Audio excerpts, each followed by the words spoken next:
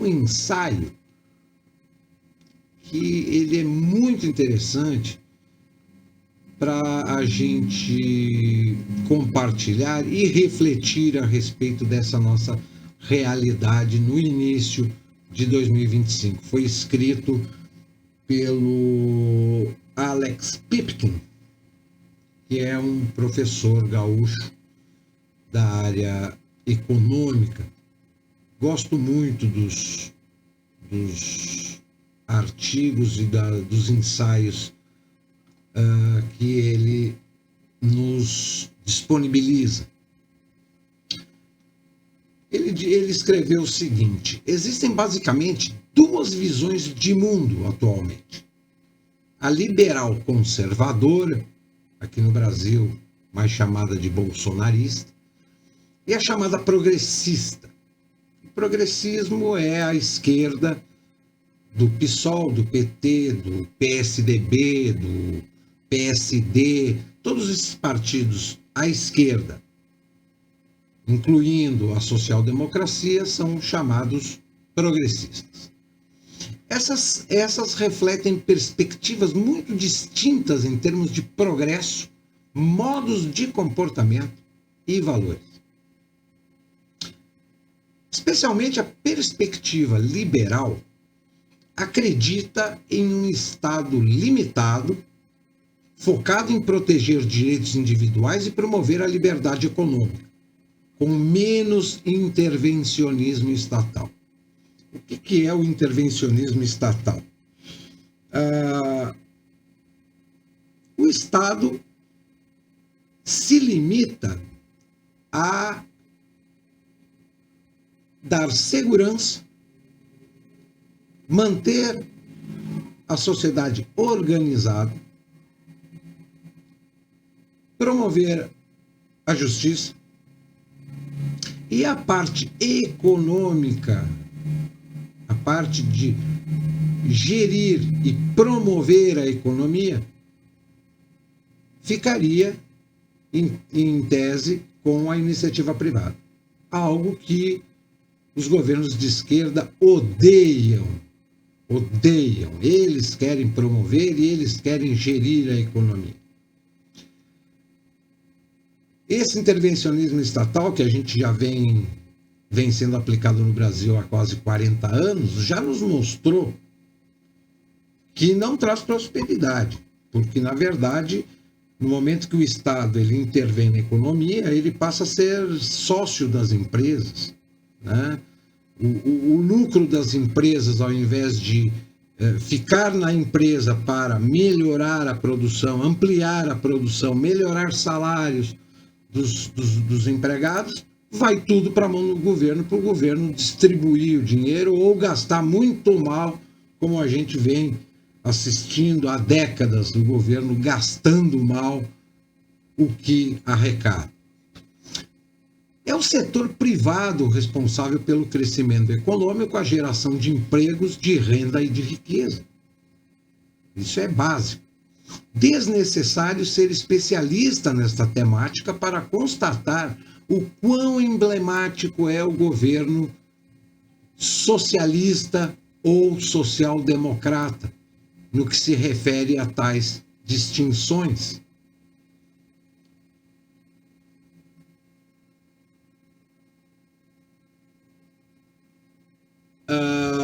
Contudo, embora a espada progressista seja erguida para proteger os direitos e as liberdades dos fracos e oprimidos, nunca pensei que ainda estaria no plano terreno para enxergar os guerreiros sociais da esquerda apoiando a censura, a escassez de liberdade de expressão, a ditadura da toga e o devasso terrorismo sangrento. Mas vamos ao pragmatismo. A alardeada preocupação com o povo, afinal, o atual presidente é considerado o pai dos pobres, necessita e impõe abusivos gastos governamentais. É só dar uma olhadinha nos tais programas sociais contraproducentes. Programa social não só desse governo, mas dos governos de qualquer ala da esquerda, não produz o efeito esperado. Não produz. Tributação escorchante e evidente o aumento da ineficiente máquina pública. A máquina pública, quanto maior, mais ineficiente. Um judiciário com milhares de leis, mais corrupção acaba gerando. Então, tudo que é muito grande acaba sendo contraproducente. Não vai haver o resultado esperado, porque é óbvio que não vai funcionar. Já a ótica liberal, ela se sustenta na disciplina fiscal, aquela que qualquer dona de casa conhece e sente, e na liderança do setor privado na economia. Deveriam existir uma tributação justa, com menor nível de impostos e muito menos intervencionismo estatal. Esse que distorce completamente os mercados, inibindo a concorrência e as inovações. Quanto mais o Estado ele se intromete na economia, promovendo a economia, gerindo a economia, menos concorrência vai haver. Porque as empresas não conseguem se multiplicar tendo um sócio oculto que fica com a maior parte do lucro. O Estado fica com a maior parte do lucro e a empresa ou ela não cresce ou ela quebra. E aí, qual é o resultado eminente? Uma concorrência privada de produtos e serviços muito pequena. Comentava hoje. Quando privatizaram, lá nos anos 90 houve uma quebradeira das empresas aéreas, né? Houve um processo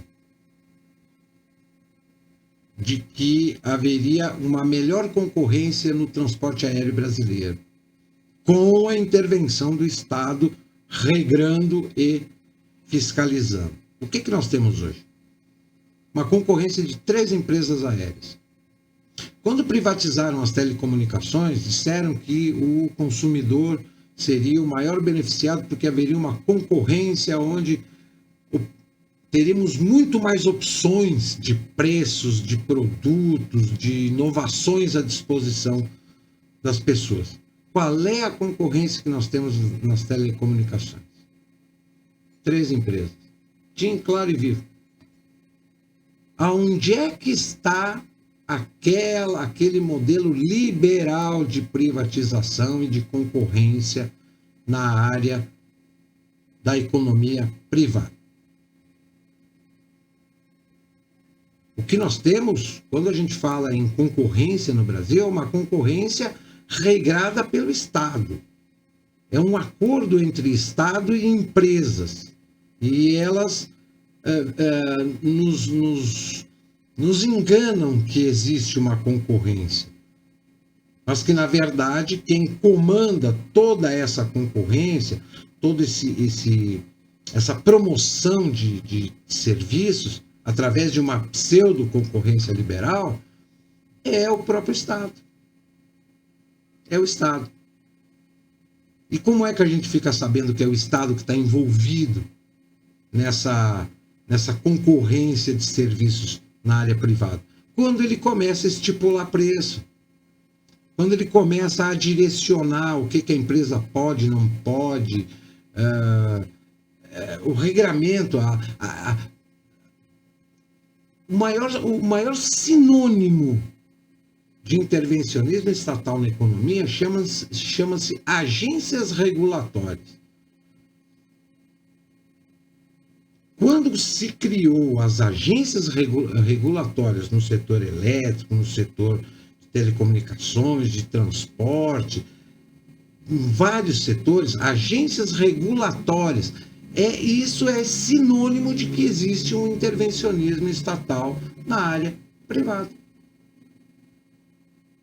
E é por isso que a nossa economia ela é tão engessada, principalmente na área produtiva. Sem dúvidas, é essencial impulsionar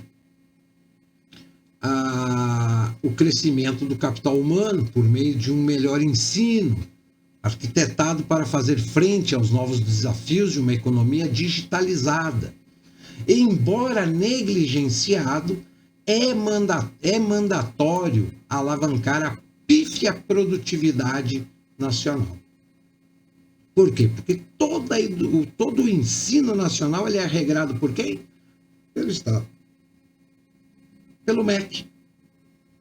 O MEC regra, o Estado regra todo o ensino, desde o ensino básico até o superior e o profissionalizante.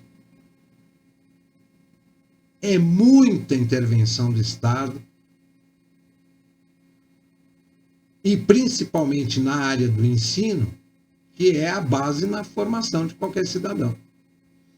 Nesta direção, a retórica e ação progressista, populista e despropositada é ampliar o acesso à educação, eliminando barreiras ao ingresso dos grupos marginalizados no ensino superior. Novamente, vem-me à mente a expressão a rodo. É indispensável qualidade. Pois é, a gente,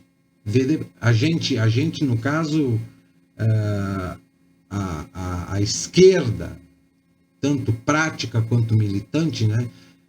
A qualidade para eles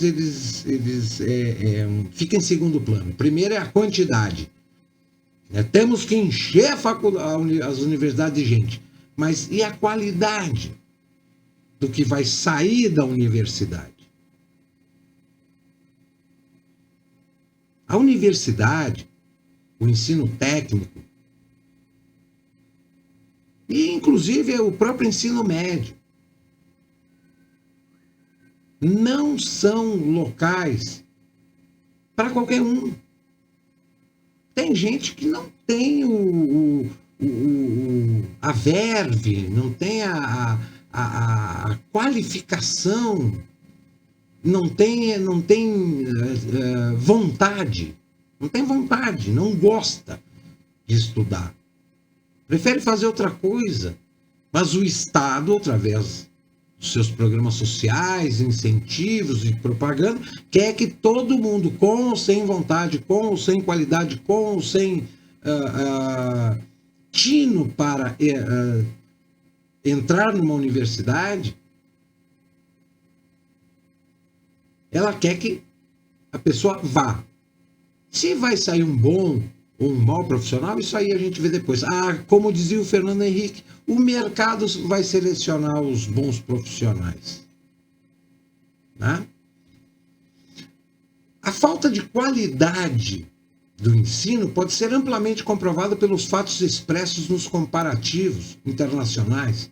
O foco está na doutrinação ideológica, ao invés de estar centrado nas competências básicas e no ensino básico, na leitura, na escrita, na matemática e tantas outras áreas do conhecimento que as pessoas poderiam se interessar. O que desejo clarificar é que, mais uma vez, tal visão de mundo progressista deixará, e tomara que seja possível deixar, uma herança maldita, quase que intransponível para os próximos governantes. Essa herança maldita, com péssimas pessoas formadas, instruídas pela qualidade do ensino que a esquerda vem promovendo desde os anos 90, já é possível a gente detectar. Já é possível a gente detectar, porque nós já temos aí, no mínimo, 3 gerações de profissionais que passaram pela escolinha progressista do ensino estatal e das universidades controladas pelo MEC, e a gente nota claramente a diferença na qualidade dos profissionais de antes da instalação e da implementação de um ensino controlado pelo Estado progressista ou social-democrata e depois. Né? Então, é claro isso. A completa irresponsabilidade fiscal do governo da esquerda, apesar de alarmante, tem sido impressionante. A dívida pública brasileira deve alcançar 80% do PIB. Passou de 80% do PIB ao final de 2024. Continuando a crescer para os próximos anos. Ou seja, o que isso significa? Que entramos na UTI. A economia brasileira entrou na UTI. O Estado brasileiro entrou na UTI. Quando você tem 70% de tudo que se arrecada comprometido com pagamento de dívida, já é alarmante. Quando se entra nos 80% do PIB, ou seja, 80% de tudo que se arrecada, é para pagar dívida. E o que sobra para investir? Investir para manter, para as necessidades do Estado. Né? Para as necessidades sobra 20%. Tudo que se arrecada 2 trilhões em impostos e 1 trilhão e 800 vai para pagamento de dívida pública. Sobra 200 milhões para gastar durante um ano em investimentos, em folha de pagamento, etc, etc, etc. Quer dizer, o Brasil ele entrou na UTI da falência. Literalmente. UTI da falência. Pedalada fiscal, esse governo em 2 anos está dando aí adoidado. E nesses 2 anos de governo da esquerda, além das pedaladas e dos gastos excessivos, a gente vê que o legislativo, que seria o fiscal do executivo, ele passou 2 anos mais preocupado com eleição municipal, com distribuição de dinheiro público através de emenda, em brigar com o judiciário porque quer mais dinheiro do executivo e por aí vai. A nossa democracia, os nossos 3 poderes, é um pior que o outro. O executivo arrecada muito, gasta mal. O legislativo só está pensando no umbigo dele, em carreira política, em curral eleitoral através de emenda parlamentar. E o judiciário fica ali em cima do muro esperando, em algum momento, ganhar algum holofote, né? Nos debates entre executivo e legislativo. Acaba legislando, porque o nosso legislativo é horrivelmente incapaz, de péssima qualidade o nosso legislativo. O judiciário legisla, julga, e quando se fala em apertar o cinto de gastos, o judiciário olha para o povo e diz assim: nós não temos nada a ver com isso. Nós não vamos apertar o cinto coisa nenhuma. Quem tem que apertar o cinto é o executivo. Nós aqui, nós somos um poder de primeira classe. O que é nosso, ninguém mete a mão. Tá complicado. Essa nossa democracia brasileira, progressista, ela tá bem complicada de ser, tá bem complicada de engolir. Qualquer sujeito com um mínimo de conhecimento econômico sabe que essa situação resultará em inflação contínua de gastos públicos descontrolados, ocasionando mais empréstimos, mais impressão de moeda e, por óbvio, um caos econômico. Provavelmente aquele que eu já passei lá nos anos 80 com o governo Sarney, com o governo Collor de Mello, com o governo Itamar Franco, e inclusive com o governo social-democrata do Fernando Henrique. A genuína despreocupação com o bolso do contribuinte e o foco na irresponsável, na gastança do dinheiro público se constituiu mais uma vez em uma tragédia anunciada. O pai dos pobres, novamente, deixará as contas para esses mesmos pobres, aqueles de carne e osso, que esse alude defender. Ministério da Fazenda, que mais parece um Ministério da Fazenda do tempo do Stalin, do Lenin, lá da União Soviética, revisou a projeção do IPCA, índice que mede a inflação. 2024, há uma subida de 4,25% para 4,4% ou 4,5%, como foi fechado o ano.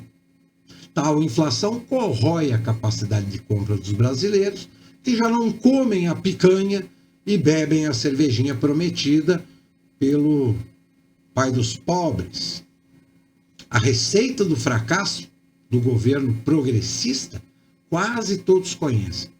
Criam o caos e, posteriormente, apresentam-se como aqueles capazes de resolver a anarquia e a devastação geradas por eles mesmos. Será que nessa república pairarão os ares liberais? O país necessita de estratégias pró-crescimento, mas estratégia de verdade, não essas mentiras aí que a esquerda vem prometendo há 40 anos e nada cumpre, porque ela não se preocupa com a administração, ela se preocupa em apenas estar no poder e se manter no poder. O tema deveria ser singelo: cortes de impostos para criar um ambiente de negócios favorável, impulsionando o crescimento, uma forte disciplina fiscal, a fim de conter a farra com o dinheiro público e o correspondente endividamento nefasto da máquina pública. É mister reduzir o tamanho do Estado, que já é ineficiente há muito tempo. Em tempos rubros, impossível. Para que todos saibam, a visão de mundo liberal é aquela que não quer deixar o dinheiro na mão de corruptos incompetentes. O dinheiro, compulsoriamente, tem que ficar nos bolsos e nas mesas daqueles que o ganham, com sangue, suor e lágrimas. Simples assim.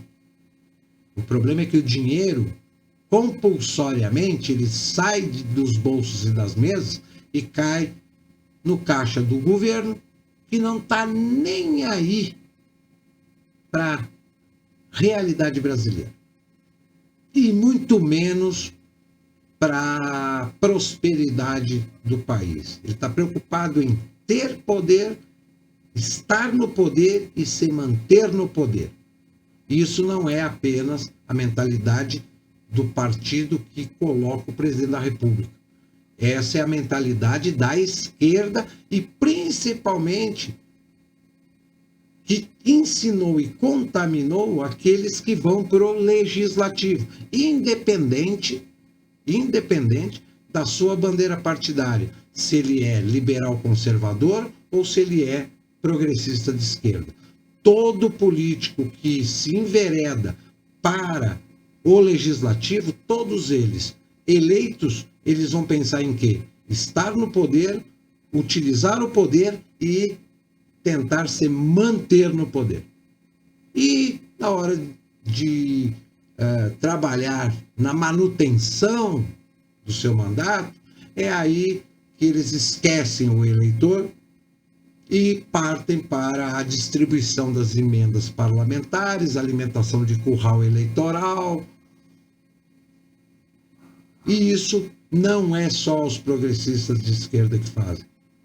Os tais liberais conservadores, que na verdade nós não temos liberais conservadores, nós temos os liberais sociais democratas, que lá usam, difundem, comentam algumas ferramentas econômicas liberais, mas politicamente eles são todos de esquerda, todos sociais-democratas. E as pessoas confundem sistema político com sistema econômico. Sistema político é uma coisa, sistema econômico é outra. Capitalismo e democracia também é utilizada e também é necessária no socialismo. Lenin já dizia que a democracia é a estrada para o socialismo. E o capitalismo é o sistema econômico que alimenta tanto a democracia liberal quanto o socialismo. Nenhum dos dois modelos políticos sobrevive sem capitalismo.